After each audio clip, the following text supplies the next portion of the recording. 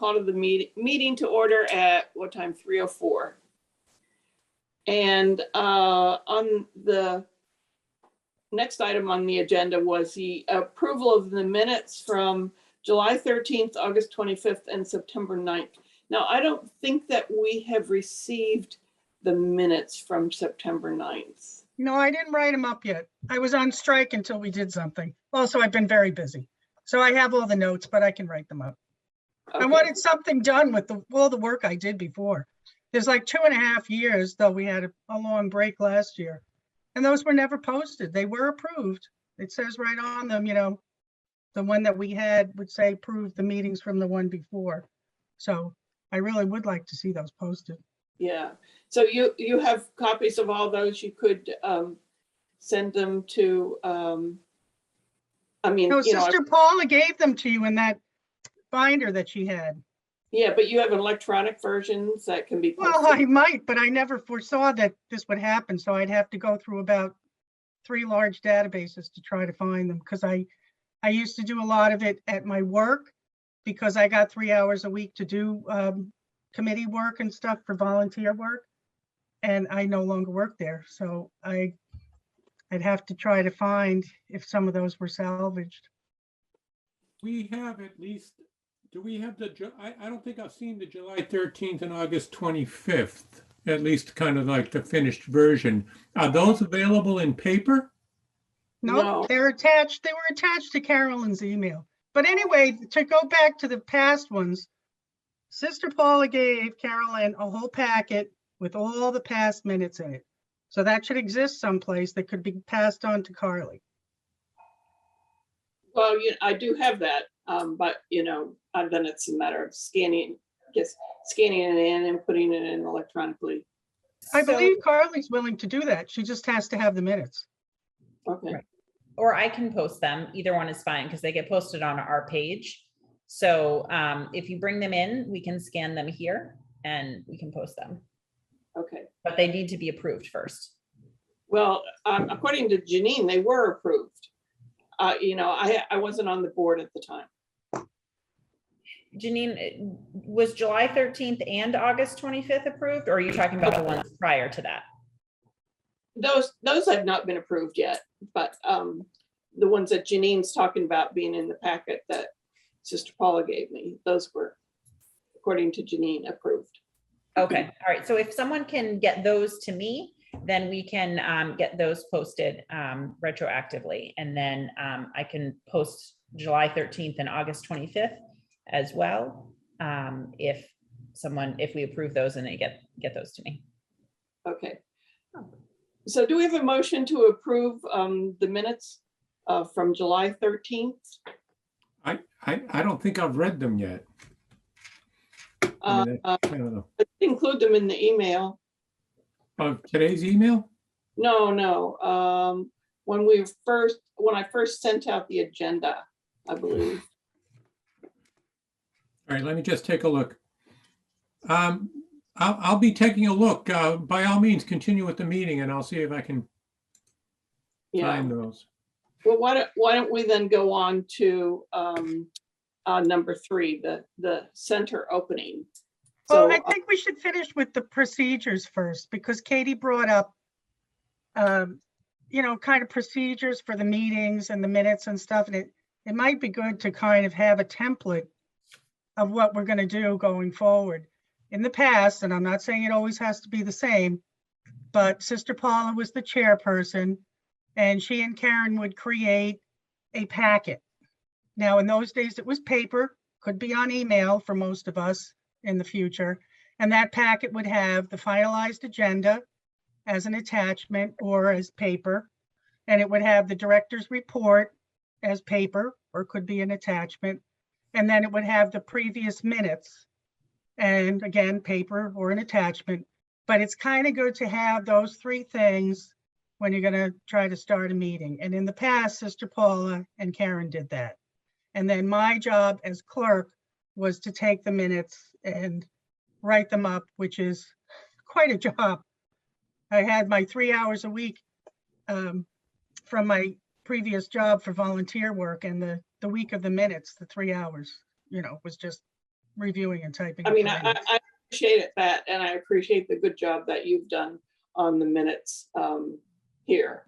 I did send out the agenda with the minutes initially, and then, you know, Katie today sent out her report and a draft of the newsletter. So In the end, we got it all piecemeal, but I'm saying in the future, it might be good to like have this all together. If it isn't going to be a paper packet going forward, as like a coherent, this, you know, these three things attached. Because like Dennis is just catching up on the minutes now. So Right. I'm proposing that be how we do it going forward. So Okay. And going forward, I will have a director's report. I won't have a newsletter for you every time, but I just wanted to give one to you as we're getting started here, so you can kind of get an idea of what I've got planned. But I will have that director's report to you probably. I'll try to do that at least 2 days in advance so that you have time to review it. And my apologies, because I was on vacation last week. I was playing catch up. So, but normally I don't like to give things out right before a meeting starts. So. Oh, no, we used to get them like 2 days before, I think. Okay. Sister Alright. Paula, you could probably remember. Can you remember how far in advance you would get the packets ready? Well, if you get what they want to give you on this thing, and then they print it up on that other thing. If you could make a copy here, I could come and pick it up. You have a copy machine here? Sure. And Yeah. I can just come and pick up a copy. Sure. Yeah. Yeah. I'm just, I don't know if she can hear me because I don't know if I'm coming through clear. You know, I think I was asking her if she can remember how far in advance we typically used to do it. I think it was 2 days. 2 days is reasonable. Was it 2 days in advance that those paper packets went out in the past? About that, yeah, within a week, 3 days, yeah, usually you got it, yeah. Okay, so going forward, so Carolyn, you will take care of requesting the meeting and preparing an agenda and getting it to town hall in accordance with the open meeting laws. And then perhaps it seems like the agenda has got to make its rounds twice. It only made its rounds once this time, which I think was part of the confusion. So there's got to be an agenda, which should be, I mean, it's pretty much a form that goes out, and then maybe it could be redistributed to the board once it has that paragraph on the top with the meeting ID. I think that's where some people got tripped up today because they hadn't seen that version of it. So I think that would be very helpful. And then after the meeting, then Janine, you will type up the minutes and give everyone time to review those so that we can approve them at the next meeting. And then either Carly or I can post them afterwards. The scheduling and the Zoom part of it has to go through town hall, but I don't think the posting of the minutes afterwards does. I think I can do that part. Or if you'd rather Carly do it, either one's fine. Well, maybe it was before you came that Carly volunteered to do it. That could be, because it was sometime in the summer. I think I heard her say you could send them to me. Right. So I don't that think she might have that- just been stepping in. Right. You know. I don't think that Carly or Cindy understood that I already had experience with the town website platform because all of the different towns use the same service, the same templates and services. So I don't think that I don't know that the previous director had that experience or not. So I'm happy to, help with that if needed. So, All right, so here's my only tweak I would make to that it's kind of similar to what we used to do before, but it also makes it simpler going forward, is that if I do the minutes and I send them to Carolyn, that she can make it part of this electronic packet, that people get the minutes, the agenda, and perhaps the director's report all in one email Okay. to make everyone's life, just a little bit more straightforward. And then typically what we did, people would have had a chance to look at them for a couple of days. And then it's usually one of the first things we do is just approve minutes. There's just been over the course of many minutes, a few revisions.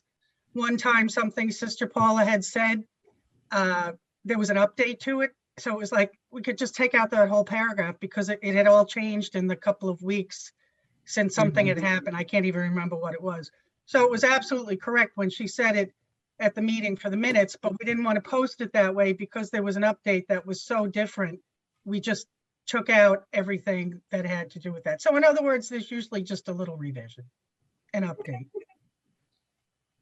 And it's the permanent record, so I think it's important. Sounds good to me. Is there, let me see here, there we go. I mean, a couple of things.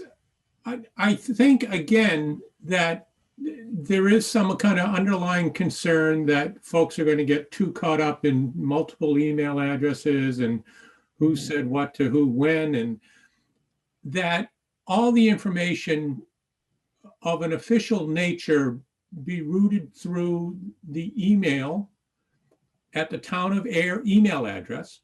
Yes. That each member of the board should feel comfortable having a Town of Ayer email address and knowing how to access it in some reasonably convenient way, which I think Cindy Knox might be able to kind of come and help us with. At least I'm hoping that she would be willing to do that. And and Dennis, that- What's that? if I look back through that last email, that's on our agenda for I guess, old business. But I think about half of us have it and don't. There's just, I think, a couple of people who haven't done it yet. So let me check and see. I did No. apply for it, and it took just a little while. There are about 4 pages you have to read and agree to. That was the most daunting. Mhm. Yeah, So it looks okay. like it's. You're one of the um, few people I know who actually reads the end user licensing agreement.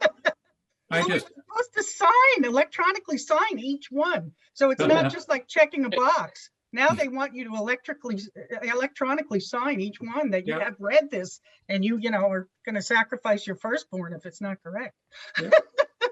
well, I don't, like think it's yeah, so. Carol and Carolyn remaining. What, what's that? It looks like it's just Carol and Carolyn remaining to get an Ayer address. Well, Carol Lynn has one. I actually have one. It's just that until 5 minutes ago, I was not accessing it correctly. I thought my username was C. McCreary, whereas my username is the whole thing. So I hadn't been able to access it. Okay. But now that I know what my username is, I can access it. And I did sign my life away 4 times. Carol has not yet gotten one. And of course, this Paula doesn't have one, won't have one. Right. And my apologies, then I sent out a reminder email, and Carolyn, I sent it to your personal one, and I didn't mean to do that. So now that I know that you have the Ayer one, I will make sure it goes there going forward. So the reason I mentioned that is, and I haven't, and maybe again, Cindy could help us with this. It appears that within, I think, I'm not sure, that within the email client supplied by the town, there is a way to assign tasks and provide attachments for groups and all that kind of thing. So that the minutes could be uploaded, for lack of a better word, into the email client, into a folder, so we could all read them. Any assigned tasks about scheduling meetings could be, indicated there. And I need instruction on these What's that? points. We might need instruction on these points. No, right. I've been which is using why I email for prefaced years, it and with I've never saying used that this it would stuff be before. good for Cindy to come to Yeah. a meeting and kind of show us how all to do that. And maybe she could bring a laptop, or Janine, if you have a laptop or whatever your personal tablet is, you could bring it, and Cindy could walk you through the steps. And so we could kind of all cut through the the technology hurdle as simply and as time effectively as possible. That sounds like a great idea. I can reach out to Cindy about that. Okay, so should we put that on the agenda for next meeting? Yes, Yes. absolutely. Okay, And normally she would be, essentially passively listening in on this call anyway, as she's facilitating. So I don't think it would be a big deal for her to. pipe Well, in. did but say that in this is that case, being- I think for the purposes of a training exercise, to do remote training, I mean, you can talk to a secondary school educator about that, but would it be possible for Cindy to meet with us in person? No. She could meet with each of us individually, but anytime we have enough people together to have a quorum, it's an official meeting, and then it needs to adhere to open meeting laws and be posted and all that, which means then it has to be virtual And only virtual. per town mandate. Okay, so Janine, Yes. would you be willing to meet with Cindy Knox in person in order to get more comfortable with the email client and try to find out what the ins and outs of that are? I actually don't know. This is completely new to me. I might even be able to figure it out on my own. So I thought we just had a system that's like replacing the paper for right now, which is we send stuff to Carolyn, she sends it out to everyone with the 3 things attached. I think that can work just fine right now. I mean, I don't mind getting up to speed on technology, but I can't do it instantly. And No. Sometime and within the everybody next else month. has to also, because it's no point in putting it in these little pockets or folders if nobody else knows how to do it. No, I mean, I didn't mean to put you on the spot, Janine. I'd be more than happy to meet with Cindy at my house, at her place of employment, at some large meeting area that is, well ventilated. Pick a spot, whatever Cindy feels comfortable with. And I'd be more than happy to kind of pick her brain a little bit and learn how to do this a little better. and then could you write up a tutorial for us? Well, I mean, we all have to know. I mean, No, right. my guess is that it's pretty intuitive. And I haven't played with it at all. I'm just sort of maxed out with No, technology. which is why I think the training in person with Cindy would be the quickest way to get it done, but Yeah. Well, why Is this don't, open meeting law? Is that the problem? what's that? Is it the open meeting law that's the problem right now? Well, For her to get- No, It's the remote. It's the remote. it doesn't have anything to do with that. Oh, I thought it It's did. simply an attempt, it is simply an attempt for me to learn something I don't know. And, I could kind of battle through it and maybe sort of find out the way, but obviously the town has this technical resource, which might kind of facilitate my understanding the easiest way to, run the folders and access the email and put shortcuts on my my laptop and all the rest of it. That's all. yeah, so any one of us individually could go meet with Cindy, but Cindy can't train us in person altogether. That was the point. Right. So Dennis, if you don't mind spearheading that, if you want Well, to go, unless you call it a meeting. You said if you call it a meeting, you can. but if you call it a meeting, it has to be virtual. But I think we're getting sidetracked here. So Yeah. why, if it's easier to learn technology in person, which I agree, so why don't we have one person from the board, Dennis, go talk to Cindy and figure out what the possibilities are and then report back to the group. Does that sound good? It's a deal. All right. Okay, that's great. And so I propose that we postpone the minutes until we have them in this repository and we all Oh, can. come on. No, I do not agree to that. I do a lot of work on these. We don't have to have some stinking repository. But I appreciate that, but it seems like not everyone has seen them. And, I don't Well, want to. Dennis has been reading them while we've been talking. Right, so I just took a look at them. So the July 13th and the August 25th, I was not at that meeting. I was not a member of the board or had not just recently been appointed. So I was not at those meetings. I'm not listed as a participant. I don't know if I can approve minutes at a meeting which I did not attend. Yeah, But for the September 9th minutes, I did read those, and those seem accurate and current and up to date. So I'd be happy to approve the September 9th minutes. I thought September 9th was the meeting I didn't do yet. Was that the one that was just, Oh. no, I didn't do That- September 9th yet. Did somebody Oh. else, right? yeah, those were was that those were the minutes from our planning for the meet and greet? Is Oh, that so right? that was the meet and greet. Okay. Yeah. I mean, that was the gist of it. I didn't see those. I only saw 2 sets of minutes. But I know I owe 1 set, and I have the notes downstairs, so I owe 1 set. I'll have to check the date.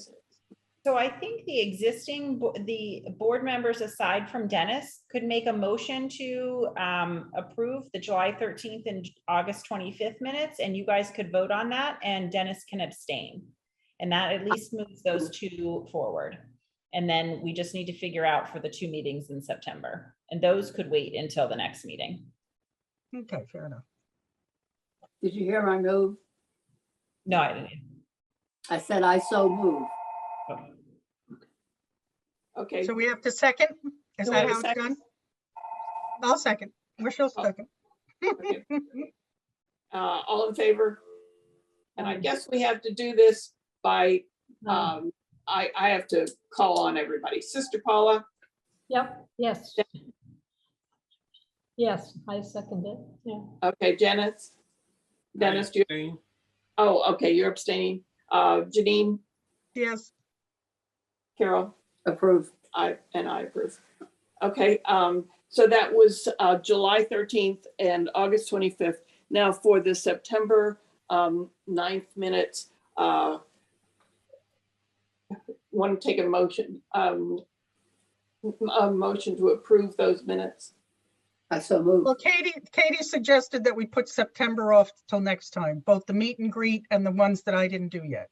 Isn't Well, that if true? you have the meet and greet ones, you could vote on those. Or you can table them. I'm sorry, I didn't Right. mean to intervene in that. Okay, Yeah, you weren't at that meeting. That's why I took the minute. That's why I did the minutes. So Carol has moved to approve those minutes. Do I have a second? Second. Okay, all in favor? bye. Aye. Can we just raise our hands? Okay, well, I don't know. The board, the select board was calling on people by name, but I don't, whatever. I don't care. I think what would work, Carolyn, is if everyone raises their hand and then you acknowledge the raised hands, that would be faster than asking everybody, but that would function as the roll call. Okay. So everyone said aye. Pauline, Sister Paula and Dennis and Janine and Carol and me. Unanimous. Great. Okay, That was for September 9th. Okay, so Right. we only have 1 set out there and then today's. so I think we have a framework for moving forward on the meetings, on getting everything out. This will all clear up as we get more familiar with the technology and hopefully at some point meet in person. But it's all just kind of strange. Anyway, the next agenda item was the center opening. All right. Did you want me to do the update on Yeah. that? Yes. Okay, great. So we were originally planning on mid-October, but I'm pleased that we are getting the budget was allocated for some upgrades. As you can see behind us, the lovely. Oh, is that the color? Paula, that Very is a minty teal color. It's very serene, isn't it? Very relaxing. So paint was done yesterday and today. So paint fumes are starting to go away now. So it's very nice and pretty in here. Everything was taken down and patched over. So we have got some beautiful wall now, and then hopefully flooring is going in. I believe on the 18th is the date for the new flooring. to go in, and that is going to be a nice, it's a multi-tone tan, so it's a very neutral color. I think it will look great with the oak cabinets and the various shades of wood that are in here. And then it's I believe it's called distressed oak. It's a vinyl plank flooring for the kitchen, and it looks like wide plank wood, but it's vinyl. And it is a tan and gray mix. So the grain of the wood is gray, but the wood itself is tan. So it kind of mixes in, again, all the different existing tones that we have going on, which I think is going to be very nice. And then some new dining tables are being ordered this week. So hopefully all of that will be done by the 1st of November. So to circuitously answer that question, we are hoping for November 1st as a new opening date. Oh, good. Okay, good. And how will the new opening or the services that will be available as of that date, how will that be communicated to the community at large? So the main form of communication for the senior center will be the newsletter. And I understand that not everybody's expecting to see a newsletter right now. So there will be a little bit of a dribbling in, but I sent out an updated, and this is a very much a draft newsletter. So that will be emailed out to everyone that we have email addresses for. So anybody you know who uses the senior center, please tell them to call us and give their email address so that we can begin to do that. And then we have 600 copies that will be printed and distributed at various locations around town, like the library and Shop and Save and Town Hall. Some will go to Neshoba Park and then the various housing areas. Over time, I would like to sort of sift out of the approximately 2,000 seniors in town, plus however many will come from some of the surrounding towns. There will be a chunk that will receive it via email, a chunk that will pick it up when they're in the building here, and then a certain amount that would like to receive it via snail mail. So over time, I anticipate we will develop a snail mail list as well. Great. And it's typically posted to the town website or not? Or Yes, it will go on the town website as well. If I may just suggest that becomes some sort of routine thing with the schedule, because sometimes it's been posted promptly and sometimes it wasn't. And so if you want people to rely on it, like, I don't know, say the new month comes out on the 25th of the month before or something, people come to rely on that. And so I just suggest some sort of schedule. Okay. One thing you will grow to know about me is that I'm a very process-oriented thinker. And I so, already can see that, which is good. So that is important to me. The second Friday of the month, the newsletter will go to print to the publisher, which means the third Friday of the month, I will have it back. So for that last full week of the month, people will be receiving the newsletter. So they will have at least a week's notice for what's going on for that first week. And then I do find that I don't like to plan special programs within the first week of the month because not everybody's had a chance to see the newsletter yet. But the second, third, and fourth week of the month are great times for special programs. And I am pretty, again, process oriented about getting things up and out because it's a waste of my time and everyone else's time to plan something if nobody comes because they didn't know about it. So I think that's wise. Good. Yeah. I have one other thing to throw out about publicizing, which is there seems to be the sandwich sign thing that can go in front of the town hall and at the Rotary, but apparently they have to be requested. It's not like there's some standard procedure that all of a sudden they just appear. And a lot of people do see those in both of those places. If they're drivers driving around the Rotary, that kind of hits this end of the town more. And then if they're in front of the town hall, they hit the people that walk and work and drive through there. that's a great idea. I think that might be most effective with kind of rare or exceptional events that are kind of outside the norm. Oh, well, I was mostly referring to special events when she mentioned Okay. special events. Yeah, yeah, yeah. All right. Okay, great. Moving on to the new center. I understand that you had a tour of what had been the sites that were proposed for the first center. Yeah, can I respectfully request that we flip-flop number 4 and 5 on the agenda now and going forward? Because the directors, it seems like the new center is such an open-ended thing for conversation that it could take longer to discuss or not. And I would love to be able to cover some of the real specifics of today before we go on to the other things.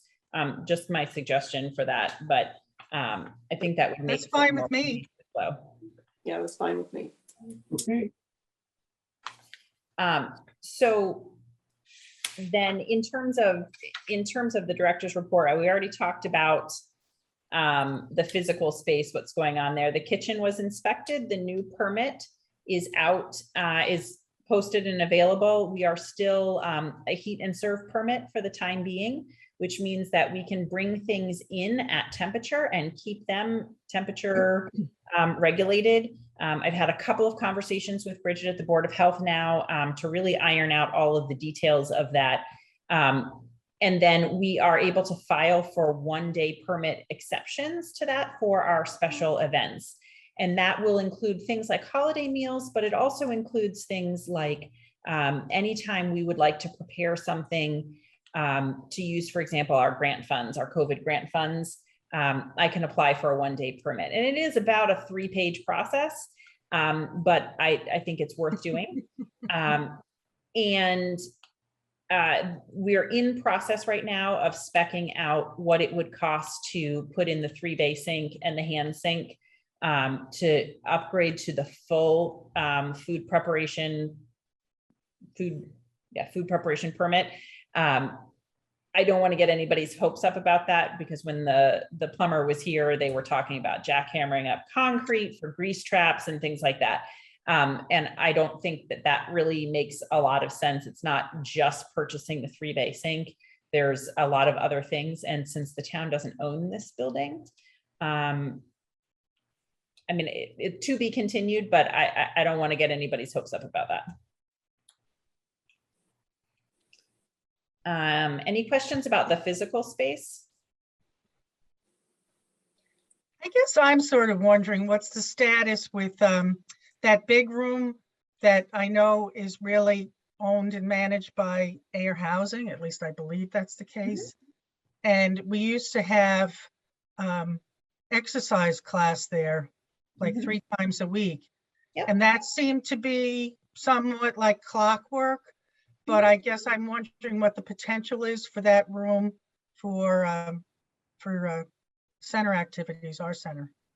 It's basically, I had a great conversation with Ken Martin and his associates, and they basically have said we can use that room whenever we would like. We will be in good and positive and collaborative communication about that. They do use it from time to time for special events, but on a day in, day out basis, we are free and clear to use it.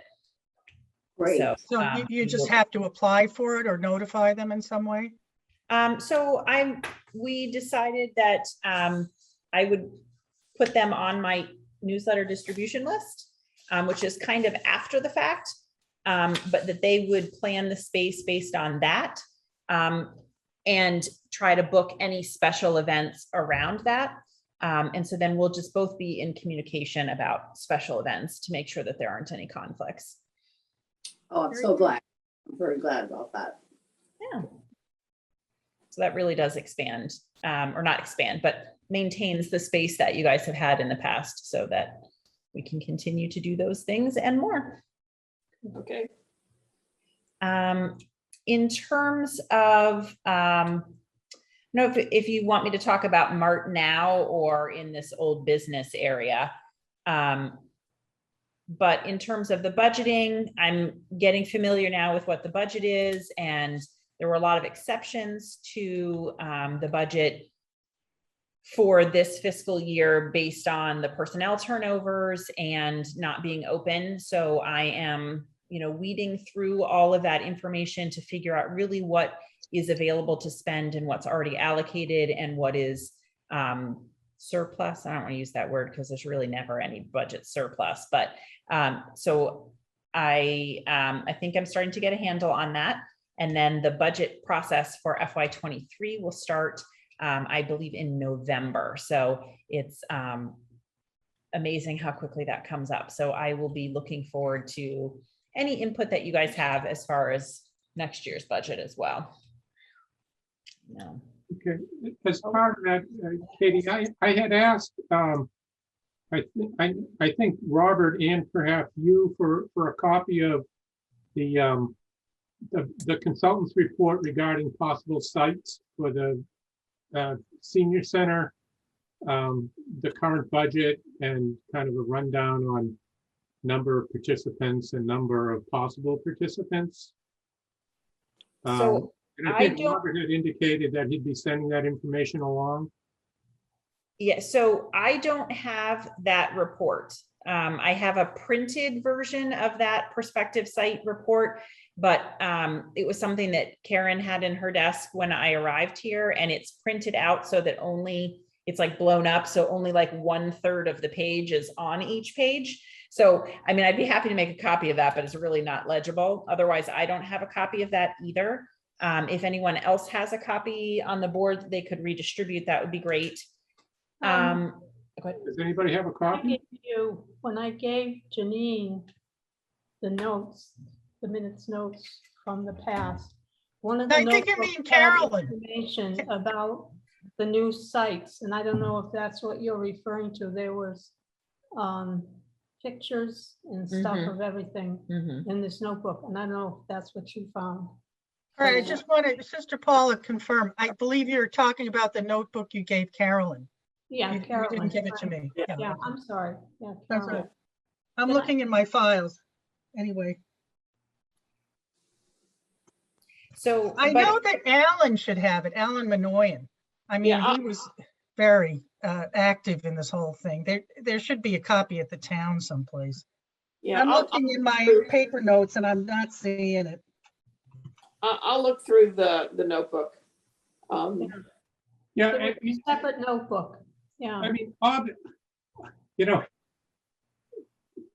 Obviously, it's a report that since Yeah. I got on the board has been kind of a focus of attention, and many references from many different quarters have been made to the consultant's report, which had looked at, I think, 5 or 6, maybe 7 sites, had kind of evaluated them in some comprehensive way, and perhaps had made some recommendations regarding the siting for the new senior center.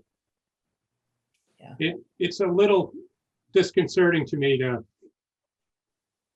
who's got the report and where's the report, and the report's not legible, and just to put it out there that I think that it's concerning to me, not only as a board member but also as a taxpayer, because I'm assuming that the report costs some amount of money. Yeah. Well, there wasn't a committee that was supposed to be addressing this center, and not everyone on the board was on that committee. No, I'm In not fact, saying. there were a lot of those meetings nobody was invited to except for Karen. So what we're actually hoping for is more participation. And Robert Pompriant indicated that this week he was going to set up the next, let's start all over again kind of thing. And he was going to invite all of us. That's what he said at one of our contacts with him. And I would assume that would be a great place to say, get all the paperwork in order. I'm just looking for a copy of the report. Well, I'll tell you, there's That's- more that's than the one start- the that's the report. starting place. If you Where can it goes see from there. this, there's any- more than one copy of, one type of report. I don't know if you can see this. This, they handed out early on, and it was supposed to be the greatest thing since sliced bread. It says Abacus Architects and Planners Senior Center Feasibility Study, Town of Ayer, February 6, 2019. And all it is an advertisement for Abacus. So that's what I was given. And it doesn't tell you much of anything, except how wonderful this company is that took about $30,000. Okay, so Katie, could you be in touch? And again, I'm happy to do it too, although I think it might carry some more weight if you do it. Could you be in touch with Robert or whomever and just send me whatever you got that's possible? Or, if some of it is not, electronically available, I'd be happy to kind of go down to town hall and go through the paper or pick up paper copies or whatever. And I'm happy to scan to you what I have. I'm just saying I don't find it to be that useful. And just so you know, Dennis, I think your assertion that it's important to have that information, both as a board member and as a taxpayer, is 100% on point. Just for some context though, I don't have the same computer that Karen had when she was here. So I don't have access to actually any files that she may have had electronically. I started fresh with a fresh laptop. So So the town wasn't backing up all official business to the town servers? That might have been, well, we don't know. So I don't have access to a town server. I don't, in my previous places of employment, I have always had access to a town server. I don't know if Ayer doesn't have a town server or if I just don't have access to it or the COA didn't have access to it. But to the best of my understanding, all COA documents are on my computer, starting with the day that I started. And there is no electronic, I'm sure town hall has the things for the building project, but I'm saying in terms of that report, I unfortunately just don't have any of Karen's old files. Otherwise, I would have that out to you much sooner. I can send you, again, I don't have her budget forms, but I am happy that she submitted either, but I'm happy to send you all of the things that came from town hall related to the budget that I got when I started. Okay, all right, no, that'd be great. And again, I'm just trying to get up to speed on where things are. It's, so, yeah, if you could do that, Katie, I'd appreciate it. And so then I'll know what whatever. Dennis, I just want to point out that we're at a real tipping point here from where we went from paper all the time, even at some of these meetings, at our meetings and at the new center meetings a couple of years ago, it was all paper. And you're going to drag us kicking and screaming, but we'll get there into the electronic age because that is the best way to share things. And I think that it's been lacking, not just in the Council on Aging, but in the whole town. Okay, all right. Well, we'll see how things go moving forward. And what I'm looking at, what Sister Paula gave me, and the most up to date is the draft proposed senior center site facility timeline, and it was from February 21st, 2020. So I don't know. I mean, I can provide this to anybody, but it's the draft, and somebody has to have, the final. I have to say, I'm quite sure I never saw that because it was very shortly after that the world shut down. Yeah, And right. I was away for part of that period.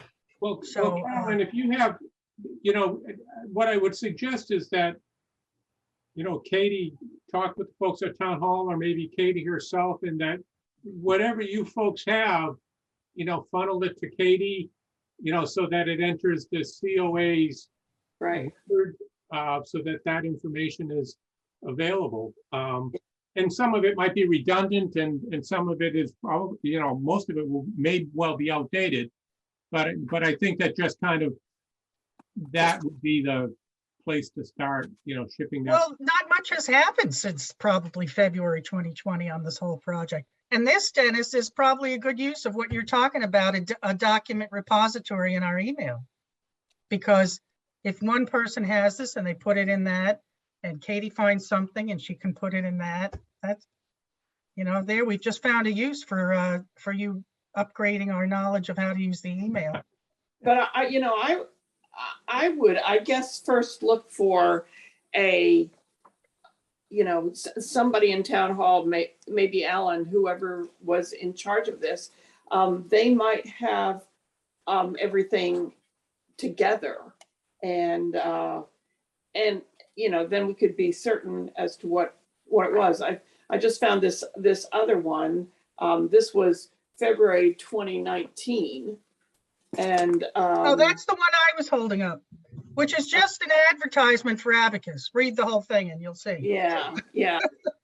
I was thinking that was probably the case since the informational report for the new center came a year later, you know, or no, actually the proposed site facility timing came a year later. So yeah, Well, and then a follow-up would be what happened at town meeting last fall. I didn't attend that. And it was on the table to approve a site on West Main Street, and it was tabled. So Right. that's the last that Did I you know get of. copies of that presentation? Or who put on that presentation? I don't think I was there. Do we know? I was not there, and I know Karen told me she didn't approve of the site, so she didn't participate. That's the only thing I heard. I think Robert gave the presentation for it. For So there what? should be a PowerPoint. I'm At the guessing a meeting. PowerPoint. Right, Okay. right. Yeah, Robert gave the presentation, and you know, we were at the meeting, and there were two objections that I think caused it to be tabled. The first objection was that the site we had chosen or had been chosen, which was on West Main Street, was a toxic site. There had been a cleaners there decades before, and so there were toxic materials. I mean, that's a whole story. And the other, I think, persuasive argument was this was just as COVID was ramping up and nobody knew what our future was going to be like. And the suggestion was that we wait until after COVID. And then, you know, there might be sites that opened after COVID because businesses went out of business, or, you know, so there may be more options after, and, you know, and just the uncertainty of the time. Sure. So I think those were the two persuasive arguments that caused everybody to say, okay, let's just table this for now. I mean, you know, I don't think there was great opposition to building a senior center. I think it was the location. After Laura Uri gave her report, she's the president of PACE, about the toxic, you know, waste. I think, you know, that they were against that particular site, wasn't the building. That was my understanding. Okay. All right. No, okay, so just some, so as I understand it, Katie will kind of try to find whatever it is that might be available on this particular topic, kind of bring it all together into one place. And then we'll figure out a way for the board members to be able to access that information so that we have some kind of point of reference for future discussion, or we know what's been ruled in, ruled out, and then we'll go from there. Great. And as an aside, anybody who has a paper copy of something, if they want to bring it down to the senior center, I'm happy to scan it and distribute it via email so that everyone has it as an electronic copy. Well, Carolyn has what I have, and she has some sort of draft thing. So she could give you both of those. Great. And then maybe you could ask Alan whatever else he's got. There was a site-by-site analysis, and I've never had it. I wondered if it was in that packet from Sister Paula. What is she Well, asking that's for? that's what I'm looking for right now. A site-by-site analysis. Do you have that? I do. Oh, Carol has it. I thought I showed it to Judine. Let's see. I've seen it, but I don't have it. I don't think I was ever given that. Yeah, it's in this thing that I was talking about, this draft from February 21st, What year? 2020. 2020. Yeah, I don't have Yeah. that one. So it says overview of the Fitchburg Road site, overview of the Groton site, overview of the Main Street site, site decisions and moving forward, building layout plan review. These are the topics. And then there was, you know, since they had chosen the one site, then there was you know, the layout of that It's site. a feasibility study. Oh, Carol's looking at the feasibility study. Yeah, so all of those would be What's the great to date? distribute. What's the date on this? This Um, was Abacus. February 21st, 2020. Oh, okay. Oh, okay. So that's, feasibility study meeting. Janine, I showed this to you at a meeting. I saw it. I do remember seeing it, but I don't have a copy. That's what I'm saying. Oh, okay. So I do. if we could compile, you know, it sounds like you two have the most documentation. I only have that advertisement for Abacus and some notes I took. So that would be great to get to Katie, and Katie will scan them. Okay. What'd she say? I can scan them too. Okay. Either one. And that's a good way to share them. Sister Paula, can we drag you kicking and screaming into email? I'm happy to help you with your email. I'd be a little bit nervous about, thank you anyway for your offer, but when I got the computer, the new one, everything was all set up from the mother house. They had it all set up. So all I had to do was start learning how to use it. Okay.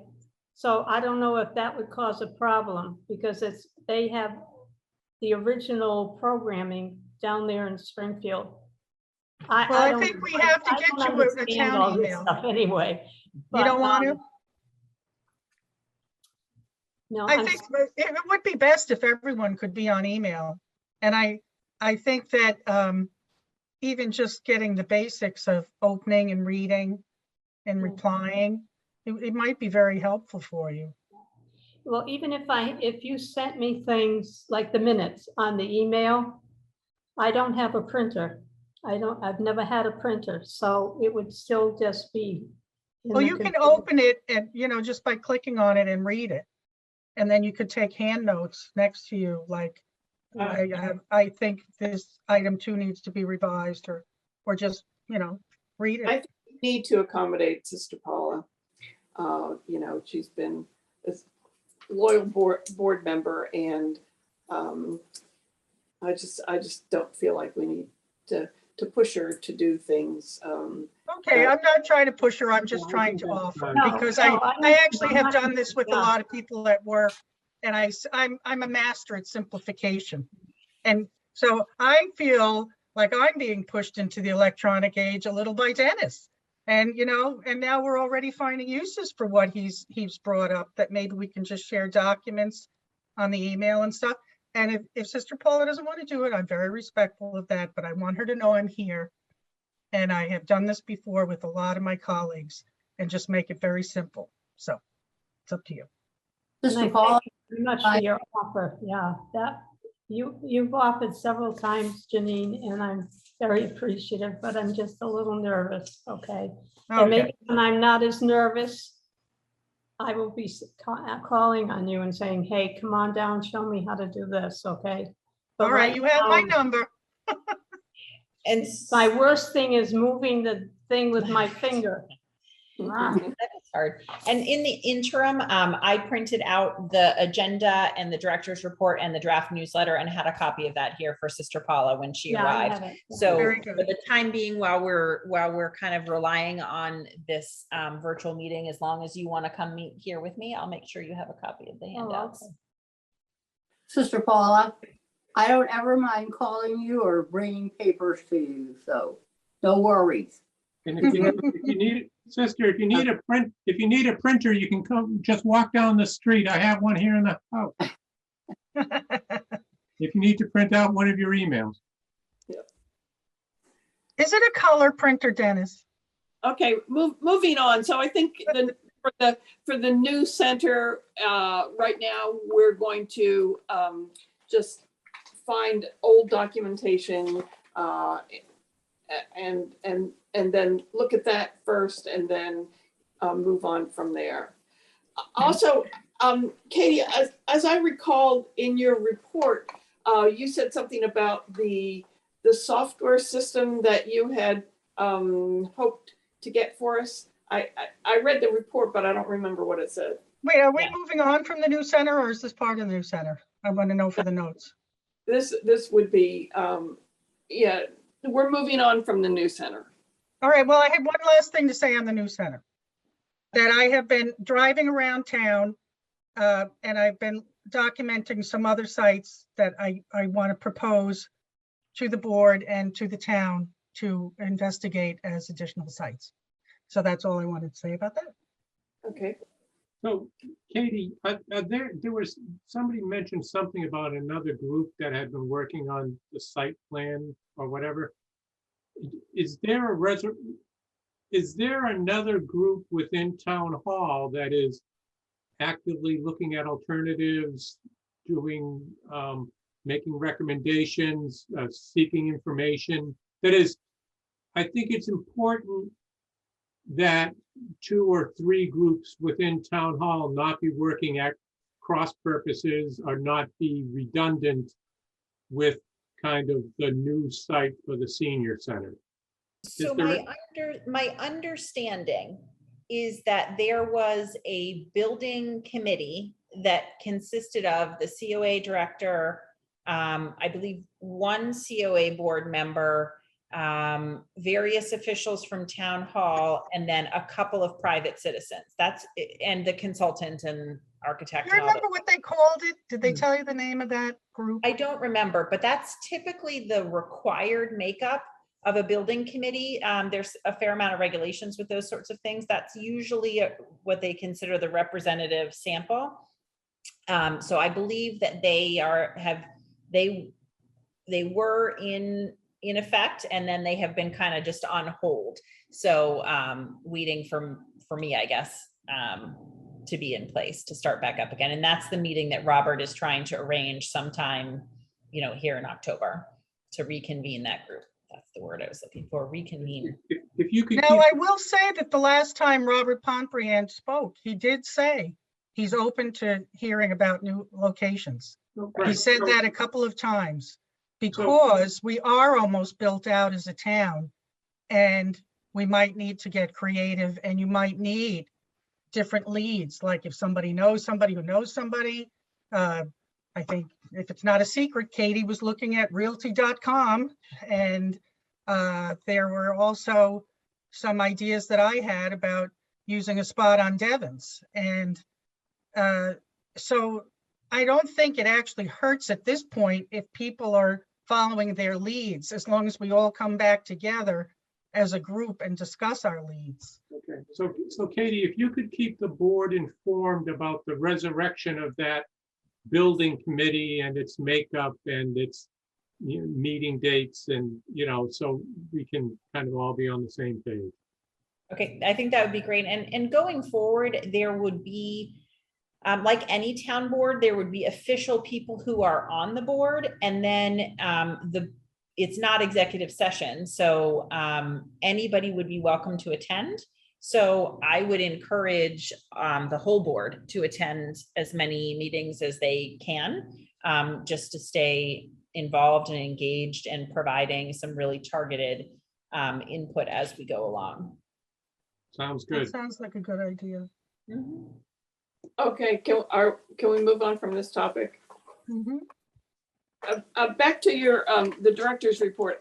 I recall in your report, you said something about, the software that we were going to buy for people to check in. What? Yes. Oh, yes, here it is. Okay. I was like, oh, did I forget to put that back in? So I was trying to run the My Senior Center software. It's the $4,500 for the first time fee, and then $1,500, I believe, annually after that. Because it had the ability to facilitate contact tracing, work from home during exposures or quarantine or things like that. And it facilitated a lot of things related to COVID. I did try and get it approved for CARES Act funding, but there was like a pre-screening process, and the town accountant helped me with that. It was denied. It's unfortunate it was denied because other towns in Massachusetts have been able to pass that through CARES Act funding per the software provider. So I'm going to continue the conversation with him and see if there's anything else I can do to push it through that way. Otherwise, it does seem like I might be able to find money in my budget to cover it. So that will move forward. I don't like to charge anything until I know which pot of money it's coming out of. Yeah. So I'm and curious, when you say it was denied, who denied it? the state denied it. So Oh, there's a process. They ask you to do a pre-approval form so that you're not submitting things that don't even meet the criteria of the CARES Act funding. And so the pre-approval process was denied. So, and again, unfortunate because other towns have had success with that. So, Well, not- thank you for trying, because, you know, that's what you need to do, and just, we Is appreciate there a it. way, is there a way you can claim, you know, maybe 50% of it through the CARES Act or something like that? you know, I need to talk to Lisa in accounting and figure out kind of what the next steps are for that. And see and touch base again with my senior center providers to see if there's, you know, another way to word the request or another way to describe it that would get it done. But it just, all CARES Act funds need to be, I believe, applied for by August 31st. So we're getting close. August, you mean October? October, I'm sorry, yes, October 31st. Sorry. For a minute, I thought, Definitely well, don't what the quote heck? me on August 31st. October. Great. Okay, moving on then. The next agenda item, I think we have more than well enough talked about, which was the town email for each board member. Mhm. So I will prompt Carol to Oh, yeah, I'll do it. to do her thing, and then 4 of us will be on, and we will communicate with Sister Paula through the phone and hard copy. Yes. Great. Okay, then under old business, we had the MART dispatch. Right. So MART continues to push for regionalization, as I mentioned in my director's report. I'm still trying to get a lot of the information gathered that I need for that. But just to be very, very frank, I'm not entirely certain that that's the best option for our seniors. I could be persuaded, but so far I'm not. I want to be able to provide good service and reliable transportation for our seniors, but I have some concerns. They are piloting a lot of programs right now with the use of software for dispatch, and we would be a new depot. There would be a depot over in Devens that would hold a couple of extra vehicles and whatnot. I'm not sure. I'll be careful about how I say this. Because I'm all for innovation and I'm all for moving forward. I'm not sure I want to be part of the pilot program. But we'll see. We'll see how this plays out. We haven't had any official meetings about it yet. So my main concerns are. Who would the meetings be with? So before I came on, the gentleman's name is Scott Rich from MART, and was in conversation with Kevin in my place and with Carly in town hall about that regionalization process. And so I have not been included in, there haven't been any meetings since I've been on board. I've had frequent communication with Scott Rich from MART, but and I have begun discussing with some of our surrounding towns, the directors from the surrounding towns, to get their take on what's going on. And I think, I won't speak for them, but I'm not the outlier. So I just, for the sake, I'm happy to answer any questions you have about it, but for the sake of efficiency for the meeting, I'm walking slowly and softly because I'm not interested in rushing into something that I'm not exactly sure is going to be best for us. Can you just describe briefly what they are proposing, like right now, I guess we take our own calls Mhm. and set up a schedule, and Sam is our only driver. Right. Generally, how would that change, even if you don't know the details? So broadly speaking, it would happen in 2 layers, but the 2 layers would likely happen at one time. One is dispatch. So if we go to a regionalized dispatch, that means that seniors from Ayer and Shirley and Harvard would all call 1-800-MART. I mean, I don't know what the number is, but a 1-800 number to schedule a ride. Rather than calling the senior center, they would get a, I'm sorry. Oh, there's another meeting at 5 p.m. I'm being told. Okay, just via chat. All right, no, we won't go till 5 p.m. I promise. So the way that would work is that a senior would call that 1-800 number for dispatch, and then they would speak to someone from MART. It would be a regionalized MART person, and they would schedule their ride. Excuse me, I'm Yes. gonna have to go to my hearing aid battery just died. Oh, okay. I'll be Okay. right back. All right. So they would go to, they would place that call to the 1-800 number. They would take their reservation. And then each day when Sam gets in the van, he would have an iPad mounted in the van, and it would give him his manifest, meaning his schedule for the day. And for the most part, it would carry on as it does.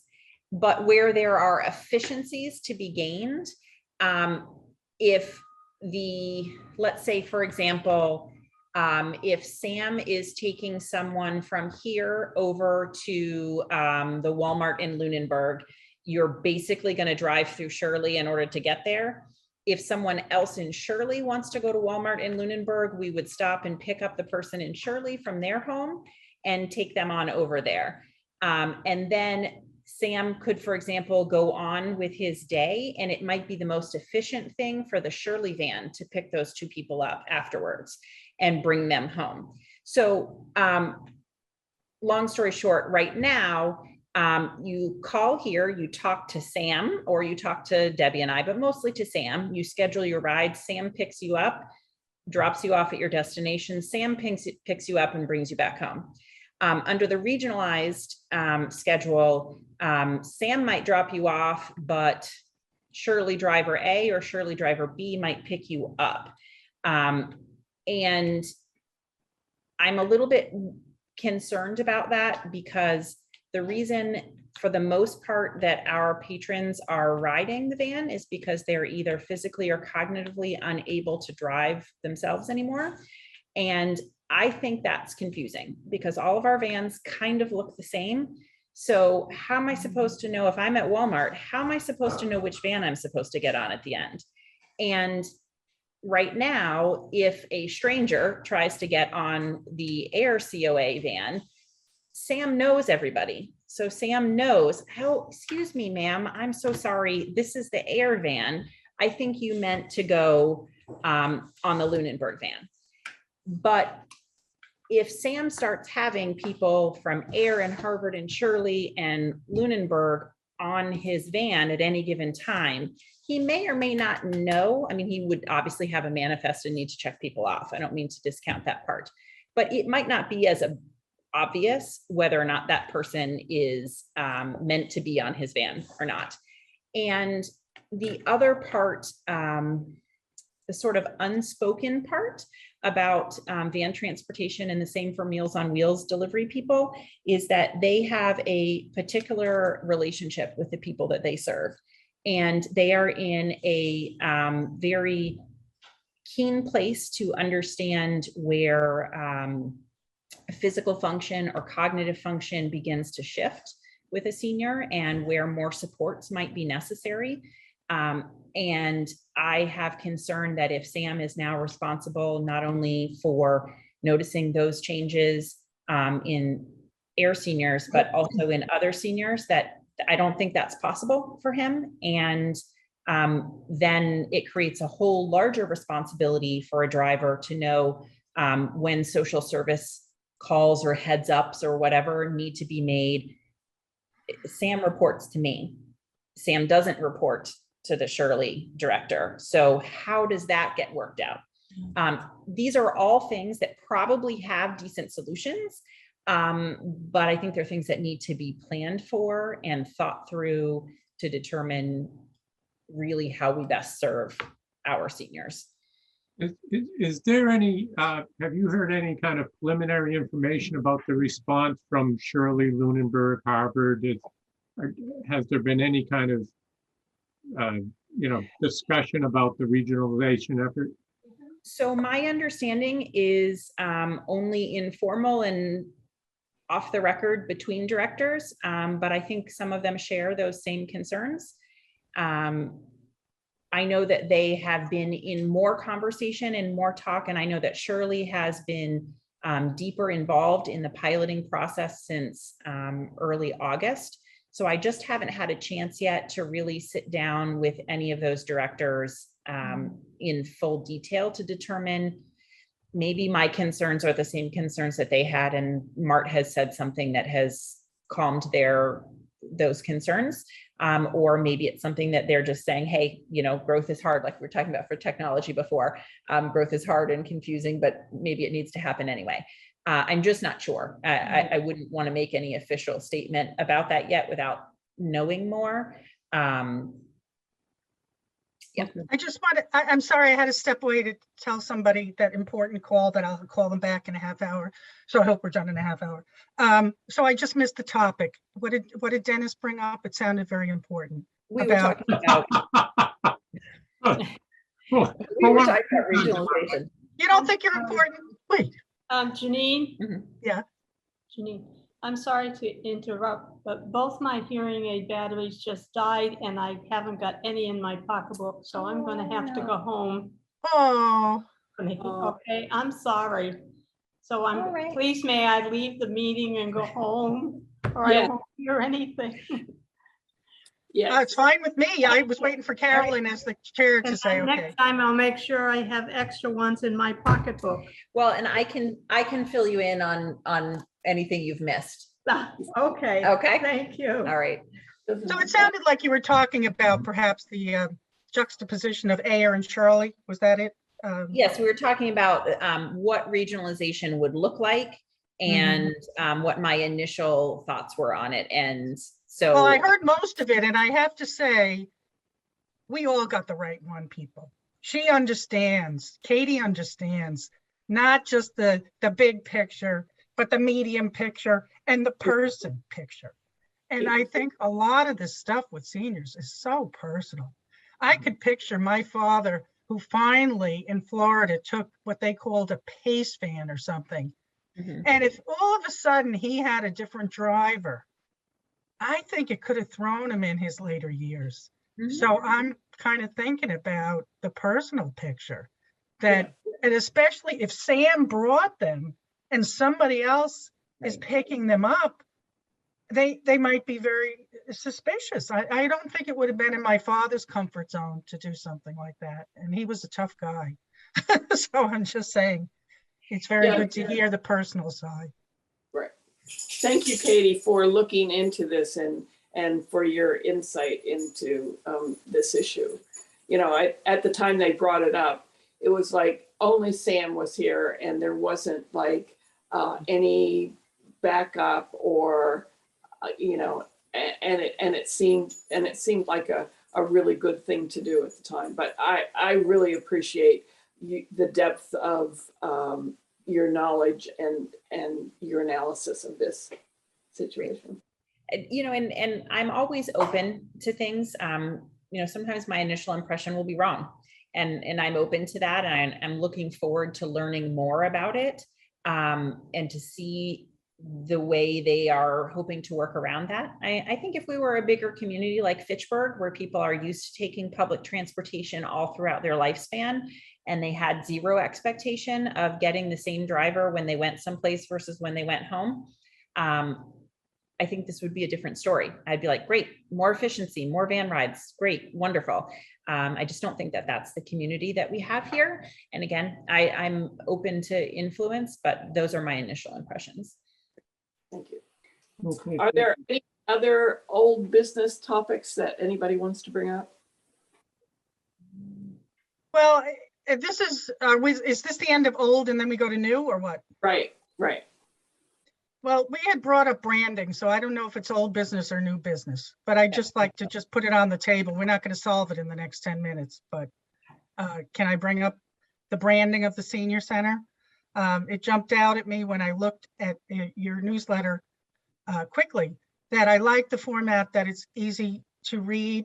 At the very top where you say, I believe it says senior center. I didn't print it out and I'm on the computer, so I can't look at it real Yeah. easily. And there was some discussion a couple of years ago. It's too bad Sister Paula isn't here because she's our real history, that we were trying to take the word senior out of things. Mhm. I'm not saying that we have to. I'm saying that there was discussion about just calling it the center. That's why the sign is out there on the main road that says the center, because there's a certain stigma to some people with the word senior. So we were kind of going with Council on Aging or COA, which I don't think is very great either, but that's a state branding. We're COAs. So either perhaps call it the center or the COA center, or just think about it and we can talk about it some other time. But this is kind of old business in that it was discussed in the past to take out the word senior.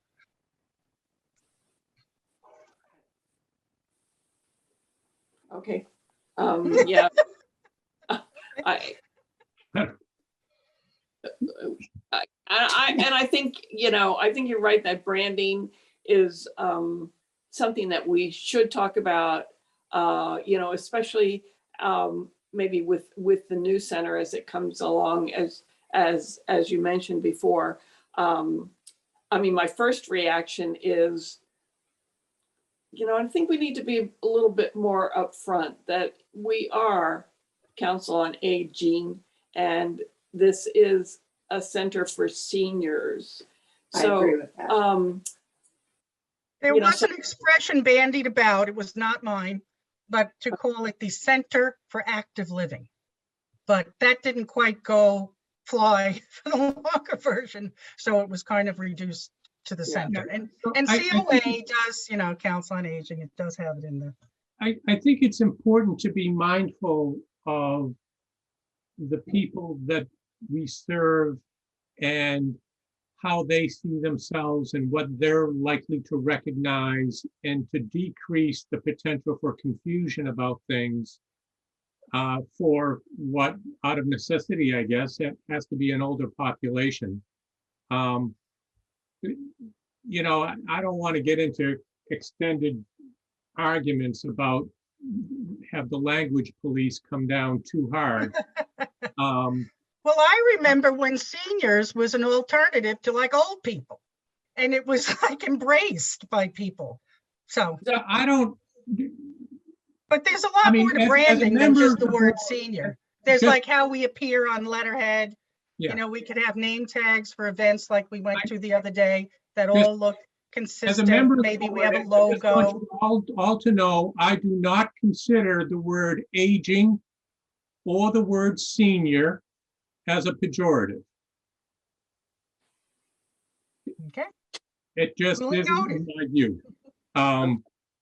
And I would not take offense at somebody who considers me a senior.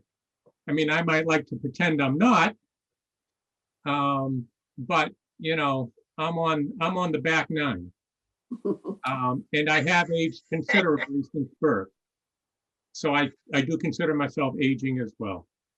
Well, I put a post a couple of years ago on Facebook that I had gone to all these different senior centers to see what they had and talk to their directors and brought the news back to Karen. And what I came up with was, if you finally face the fact you're old enough to go, there's a lot out there. But so many people have a problem with saying, I am old enough.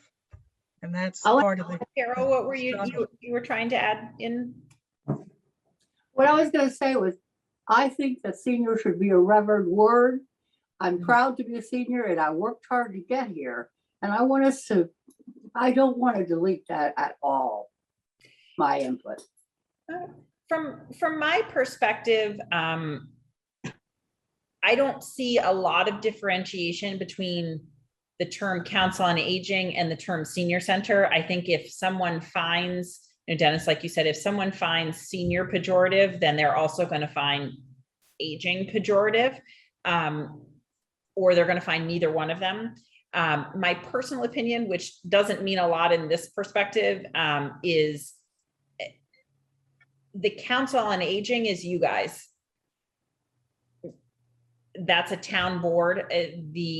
The state mandates that there be a volunteer section of every town called the Council on Aging that handles issues for older adults. The state does not mandate that you have a physical presence or a building. You could be like the Veterans Office that just has a space in town hall. So we are, by function of having a building and a room, this is a senior center. This is not the Council on Aging. So, but that might just explain that. I've been confused about that for years. Yeah. So it doesn't really matter that much to me. If everyone in town is used to seeing Ayer Council on Aging, then I can replace Ayer Senior Center with Ayer Council on Aging. I'm not really invested with it in any one given way. So I'm not actually either. What I'm invested in is that we think about it and we think about branding and being consistent. That's what I would like to say. And I like the idea of, once we have a new building, calling it something other than the senior center, I think is compelling. I don't know that I would call this space the Center for Excellence in Later Life. I think it would be. It was the Center for Active Living, I think it was. Center for Active Living, yeah. So I don't know that I think that's asking a lot of this basement location. Well, I think that was in envisioning the new place, actually. Right, yeah. Okay, I think this will continue as we build our new senior center. Okay. Under new business, I only have, I have one thing, and that is that when we get back to in-person exercise, I currently go to the Littleton Senior Center, and they are doing in-person exercise with masks. And there is an instructor there. Her name is Carol Wing. I don't know if you know her, Katie. I don't, but I'm writing down her name. Yes, and I'll email you her contact information and stuff. That would be fantastic. She does lots of different kinds of classes. From chair aerobics. I don't know that she does chair aerobics, but close to it. And I do a senior yoga class with her, but she does Zumba and all sorts of things. Yes, stretch and flex. Yeah, she does stretch and flex. Anyway, I asked her if there was room in her schedule for another senior center, and she said depends on when. Right. She's excellent, a lot of energy. I would take any and all recommendations, because the person you guys had before, whose name is escaping me at the moment. Amanda Norton, I believe. Amanda Norton. I have been in contact with her, and her life has taken her in different directions. So she will not be returning. She is pursuing EMT training, EMT certification. Oh, wow, that is different. So, she said if she didn't pass, then maybe she would think about it. And let's not entertain that possibility. That would be great. So yeah, I wanted to make sure to get us started with exercise again. So as you noticed in the newsletter, I'm going to do some DVD-based ones to start off with. And then as we're able to, we have a 15-minute warning. So as we're able to kind of ramp back up, I am definitely open to having another live instructor. Now, when you said DVD based, do you mean together in the room? Right. So, okay. So everyone would meet in the room, and instead of looking at a live instructor, they would be looking at, there's a couple of instructors that do senior-based chair exercises, and you can follow the video. And that's a nice, it's actually a nice segue into something I just want to toss out that we will not for sure be able to solve in the next 15 minutes. But looking at the business model, for lack of a better term, for how the senior center operates, that's also something that's not mandated by state. Every senior center gets funding from the state, and they get funding from the town, and then they might have revenue sources through the seniors. And that can all be cobbled together in a myriad of different ways to form the budget for the senior center. It appears in the things that I have seen is that anything that was regular that was going on didn't seem to have any fee associated with it. And again, I don't have a lot of old materials to look at, and that occasionally there would be a charge for something like a trip. But anything that happened in the building didn't seem to have a charge. Is that an accurate recollection of how it was being run? Well, the exercise class did not have a fee for the users. And Okay. also I went to a couple of talks. There was a woman who did art. There was another man who, I think he was paid by the Ayer Cultural Committee or whatever they're called. And he did something on bird calls. Actually, they were both very excellent and free and fairly well attended, about 20, I would say, in that bigger room. It took place in that adjoining room. Okay. And I would note that Littleton does charge a fee. I mean, it's only $3, Right. So, oh, there was something else that went past my mind. Oh, it just went out. Can I just ask, how do you pay the $3 in a check, or you throw it in a donation, or I'm just curious logistically? Yeah, you sign up for a month. Oh. And so you pay them for the month. It wasn't like that before. Oh. And so the difference is, for example, if exercise class is free, and the exercise instructor is an employee of the town, it's a set cost, right? Versus if you do it where they're not an employee of the town, and then you set the expectation that they earn based on what each individual patron pays when they come in. So if you have an exercise class that costs $3 and 3 people show up, the instructor makes $9 for that day. But if 20 people show up, then they make considerably more. So, but there's no then built-in overhead for the center involved in it. The money still passes through the center and everything, and is appropriately accounted for. But there's just a lot of different ways to do it. And I've seen many different centers be successful at all of those different methods. So I'm just wanting to get a sense. So you'll notice, for example, in the newsletter, for the bus trip to O'Neill Cinemas, I haven't underwritten that cost at all. That is the straight cost to provide the transportation and the senior ticket. Whereas the candle making class is listed as $5. The actual cost of that from the vendor that's going to provide that for me is $10. And so I would have to pull funds out of my programming budget, which is what it's there for, in order to cover that additional $5 per person, because I thought $10 per person for candle making might be a little steep.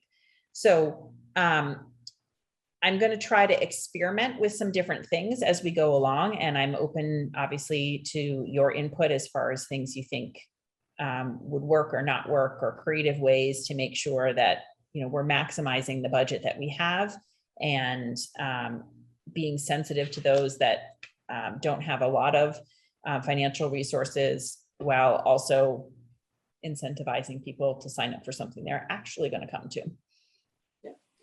Well, we're talking money. Dan Senna was at the festival on Saturday, and he talked to me about he could help with donations if we had a nonprofit, you know, a 501c3 that would be help the Council on Aging. So I guess I don't know of some group like the Friends of the COA or anything like that, but we might in the future want to think about establishing such a group. Most senior centers have that. They have a Council on Aging board, which is volunteer, that is the town entity that advises me and represents the town and whatnot, and then also have a friends group. And that friends group can fundraise. I can't fundraise, you can't fundraise, but a friends group can. And so that does make it easy to, like, if there was a friends group and a friends group had a table at the festival this past weekend, they could have been, I don't know, selling puzzles or used books or something like that. And whatever money they make, they could donate to the senior center for a project or a speaker or something like that. And most senior centers do have that. It takes building up a volunteer base. Oftentimes people will serve their 3-year term on the COA, and then they'll go do a 3-year term on the Friends, and then they will come back to the COA and sort of weave their way through. There's a lot of ways to set it up. So I definitely would like that on our longer term agenda. That's Yeah, I think that's a terrific idea.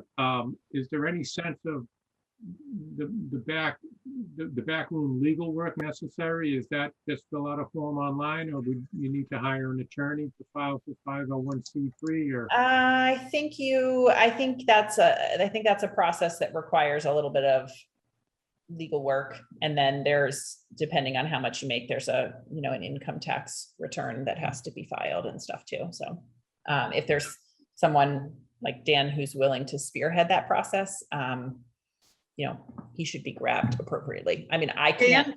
Which Dan? I'm missing something. Didn't someone say Dan? Yes, and I see. our state rep, Carol. Yeah, I don't think he's going to do the work. Oh, I'm sorry. I didn't realize who you were referring That's to. all right. Yeah, no, Okay. he's not going to do it. But the president should be there. I believe the Ayer Library has a friends group. So it's Yeah. not like you'd be inventing the wheel, to find So out how they set it up. Carol wanted to say something. It's Wait, hard. yeah. It's hard to get a word in. I wanted to say that our representative Sheila Harrington also said that she would be delighted to give a luncheon or breakfast or something for the senior center. And, she'll pay for it. Oh, wonderful. That's fantastic. I did not hear that. She said she'd pay for it? well, I think that as a political reality, she probably has access to funds as part of her political fundraising, which allows her to have a pseudo campaign event, as would any politician, I think. Yes, she said, that's what she said. She said that she had these. That might, and again, I think it's important, and I'm sure I think it's important for us to be politically agnostic and rely on the good offices of all our elected representatives and unelected people who wish to be elected representatives to maximize the benefit of the seniors in town. So that becomes a somewhat delicate dance, I think, on occasion. So you're basically saying to stay neutral? I'm trying to write this for the notes. Yeah. So you're saying not really favor one candidate over the other? Correct. Well, Dan, What I would say for the purposes of the notes is that the Council on Aging is willing to work with all parties to provide goods and services to the town senior population. There's Of actually course, a you should term. run for office. Oh, sorry, Carol. I didn't mean to talk over you. Republican, and Sheila's, he's Yeah. a Democrat and Sheila's a Republican. So we have both parties here. So the rules on that are if you offer one political party an opportunity to present, speak, participate, it has to be open to all of them. You don't have to invite the other party, but you do have to be, you can either say, we will have no candidates or potential candidates in the senior center, Or you can say, we will allow any of the candidates to come in. Those are the only two options. But you cannot go for the in-between, which is to say Sheila can come and somebody else can't come. So I think that's something we can discuss at another time, because I think we are down to 6 minutes remaining. So, and that would be something that the board could decide. Oh, now it's a hard stop. So I think we need to adjourn the meeting. Okay, you move to adjourn. I so move. Second. Second. Voted. Raise your hand. All who say aye. Okay, everybody. Janine.